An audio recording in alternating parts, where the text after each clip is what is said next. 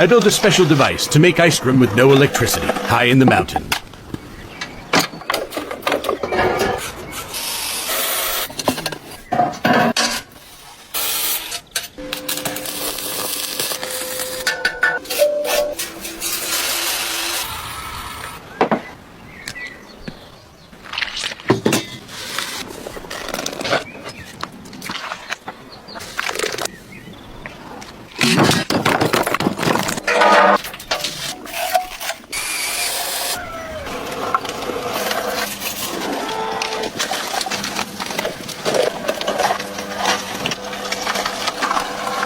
Değil